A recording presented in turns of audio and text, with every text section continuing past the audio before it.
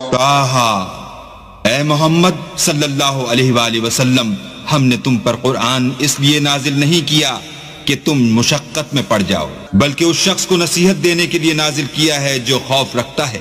یہ اس ذات کا اتارا ہوا ہے جس نے زمین اور اونچے اونچے آسمان بنائے، یعنی خدائے رحمان جس نے عرش پر قرار پکڑا۔ جو کچھ آسمانوں میں ہے اور جو کچھ زمین میں ہے اور جو کچھ ان دونوں کے بیچ میں ہے اور جو کچھ زمین کی مٹی کے نیچے ہے، سب اسی کا ہے۔ اور اگر تم پکار کر بات کہو تو وہ تو چھپے بھید اور نہایت پوشیدہ بات تک کو جانتا ہے۔ وہ معبود برحق ہے کہ اس کے سوا کوئی معبود نہیں ہے، اس کے سب نام اچھے ہیں۔ اور کیا تمہیں موسیٰ کے حال کی خبر ملی ہے؟ جب انہوں نے آگ دیکھی تو اپنے گھر کے لوگوں سے کہا کہ تم یہاں ٹھہرو، میں نے آگ دیکھی ہے، میں وہاں جاتا ہوں، شاید اس میں سے میں تمہارے پاس انگاری لاؤں یا آگ کے مقام کا رستہ معلوم کر سکوں۔ جب وہاں پہنچے تو آواز آئی کہ موسیٰ، میں تو تمہارا پروردگار ہوں، تو اپنی جوتیاں اتار دو، تم یہاں پاک میدان یعنی طوا میں ہو، اور میں نے تم کو انتخاب کر لیا ہے، تو جو حکم دیا جائے اسے سنو۔ بے شک میں ہی اللہ ہوں، میرے سوا کوئی معبود نہیں، تو میری عبادت کیا کرو اور میری یاد کے لیے نماز پڑھا کرو۔ قیامت یقیناً آنے والی ہے، میں چاہتا ہوں کہ اس کے وقت کو پوشیدہ رکھوں تاکہ ہر شخص جو کوشش کرے اس کا بدلہ پائے۔ تو جو شخص اس پر ایمان نہیں رکھتا اور اپنی خواہش کے پیچھے چلتا ہے، کہیں تم کو اس کے یقین سے روک نہ دے تو اس صورت میں تم ہلاک ہو جاؤ۔ اور موسیٰ، یہ تمہارے داہنے ہاتھ میں کیا ہے؟ انہوں نے کہا، یہ میری لاٹھی ہے، اس پر میں سہارا لگاتا ہوں اور اس سے اپنی بکریوں کے لیے پتے جھاڑتا ہوں، اور اس میں میرے اور بھی کئی فائدے ہیں۔ فرمایا کہ موسیٰ اسے ڈال دو، تو انہوں نے اس کو ڈال دیا اور وہ ناگہاں سانپ بن کر دوڑنے لگا۔ اللہ نے فرمایا کہ اسے پکڑ لو اور ڈرنا مت، ہم اس کو ابھی اس کی پہلی حالت پر لوٹا دیں گے۔ اور اپنا ہاتھ اپنی بغل سے لگا لو، وہ کسی عیب و بیماری کے بغیر سفید چمکتا دمکتا نکلے گا، یہ دوسری نشانی ہے تاکہ ہم تمہیں اپنے نشانات عظیم دکھائیں۔ تم فرعون کے پاس جاؤ کہ وہ سرکش ہو رہا ہے۔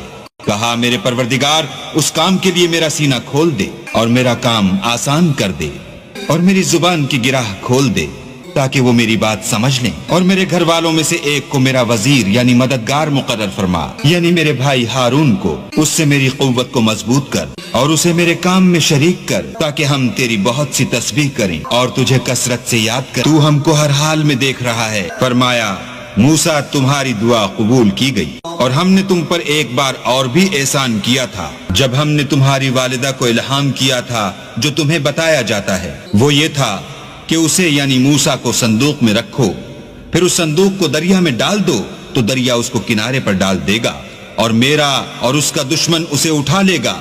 اور موسیٰ، میں نے تم پر اپنی طرف سے محبت ڈال دی، اس لیے کہ تم پر مہربانی کی جائے اور اس لیے کہ تم میرے سامنے پرورش پاؤ۔ جب تمہاری بہن فرعون کے ہاں گئی اور کہنے لگی کہ میں تمہیں ایسا شخص بتاؤں جو اس کو پالے، تو اس طریق سے ہم نے تم کو تمہاری ماں کے پاس پہنچا دیا تاکہ ان کی آنکھیں ٹھنڈی ہوں اور وہ رنج نہ کریں۔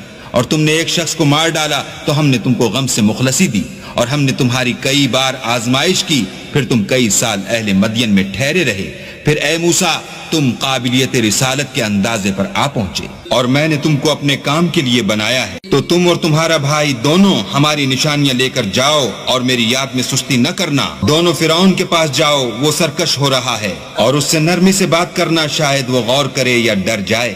دونوں کہنے لگے کہ ہمارے پروردگار، ہمیں خوف ہے کہ وہ ہم پر تعدی کرنے لگے یا زیادہ سرکش ہو جائے۔ اللہ نے فرمایا کہ ڈرو مت، میں تمہارے ساتھ ہوں اور سنتا اور دیکھتا ہوں۔ اچھا، تو اس کے پاس جاؤ اور کہو کہ ہم آپ کے پروردگار کے بھیجے ہوئے ہیں، تو بنی اسرائیل کو ہمارے ساتھ جانے کی اجازت دیجیے اور انہیں عذاب نہ کیجیے، ہم آپ کے پاس آپ کے پروردگار کی طرف سے نشانی لے کر آئے ہیں، اور جو ہدایت کی بات مانے اس کو سلامتی ہو۔